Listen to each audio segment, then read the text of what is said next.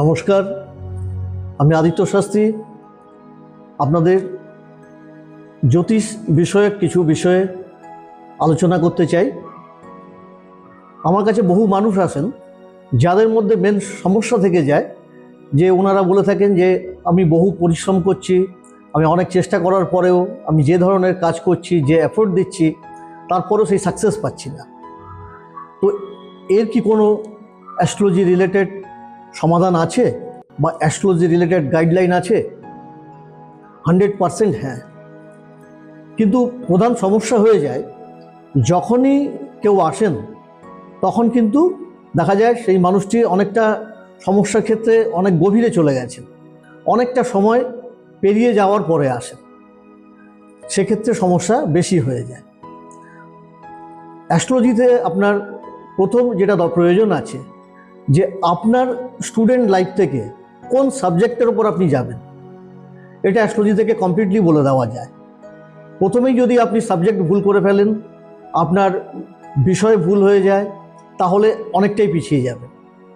প্রথমত আপনাকে এডুকেশন থেকে, হায়ার স্টাডি থেকে, আপনার প্রফেশন সিলেকশন থেকে, আপনি বিজনেসে যাবেন নাকি জব করবেন নাকি আপনি কোনো সেলফ প্রফেশনে যাবেন, এগুলো সমস্ত কিছু অ্যাস্ট্রোলজি রিলেটেড কনসালটেশনের মাধ্যমে আপনার গ্রহগত সমন্বয় থেকে এটাকে সিলেকশন করতে হবে এবং তারপরে যদি এগোনো যায় তাহলে আপনার সাফল্য আসবে।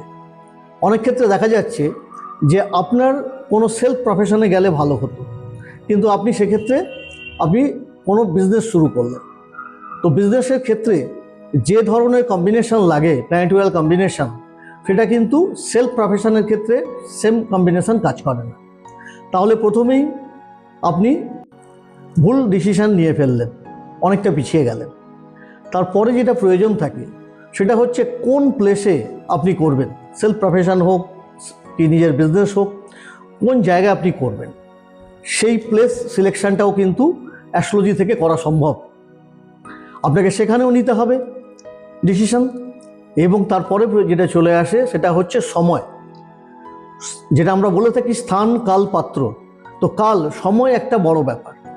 আপনার যে সময়ে যে ডিসিশান নেওয়ার কথা, সেই ডিসিশান আপনি সেই সময় নিলেন না, আপনি তার আগে নিলেন বা তার পরে নিলেন, সেক্ষেত্রেও কিন্তু আপনার ভুল হয়ে যাবে।